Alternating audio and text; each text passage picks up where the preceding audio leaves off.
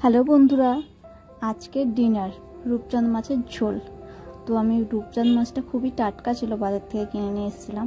প্রথমে রূপচাঁদ মাছটাকে ভালো করে ধুয়ে নুন হলুদ মাখিয়ে ভেজে নিয়েছিলাম। তারপর এদিকে আমি মশলা করার জন্য পেঁয়াজ আর কাঁচা লঙ্কা বেটে নিয়েছিলাম। আমি আদা রসুন দিই না মাছের ঝোলে। তারপর ওদিকে বাটা হয়ে গেছে, এদিকে আমার মাছটাও ভাজা হয়ে গেছে। মাছটা ভাজার পর আমি তুলে নিয়েছিলাম।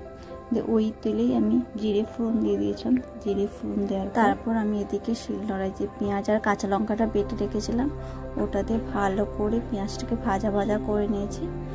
তারপর একে একে হলুদ গুঁড়ো আর লঙ্কার গুঁড়োতে আবার একটু ভেজে নিয়েছিলাম। তারপর জল দিয়ে ভালো করে মশলাটাকে 5-7 মিনিট কষানোর পর যখন তেলটা ছেড়ে দিয়েছে, আমি প্রেসারে আলু আর পুঁই ডাঁটাটাকে সিটি মেরে নিয়েছিলাম, কারণ পুঁই ডাঁটাটা সেদ্ধ হতে টাইম লাগে, নুনও ঢুকতে লাগে।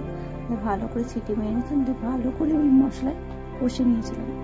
কষার পর জলটা গরম করে রেখেছিলাম, জল গরম করে আমি দিয়ে দিলাম যাতে তরকারির টেস্টটা বজায় থাকে। এবার অনেকক্ষণ ফোটানোর পর মাছ দিয়ে দিলাম। মাছ ফোটানোর পর আমি একে একে গরম মশলা আর আমার ভাজা গুঁড়ো মশলা থাকে, ভাজা গরম মশলা বলতে জিরে ধনে গোলমরিচ গুঁড়ো করে আমি রেখে দিই। আমি দিই তরকারিতে, সব বেশ টেস্টটাও ভালো থাকে আর গন্ধটাও খুব সুন্দর থাকে। তোমরা অবশ্যই এইরকম মশলা গুঁড়ো করে রাখবে, টেস্টে 1000 গুণ বেড়ে যায়। Thank you.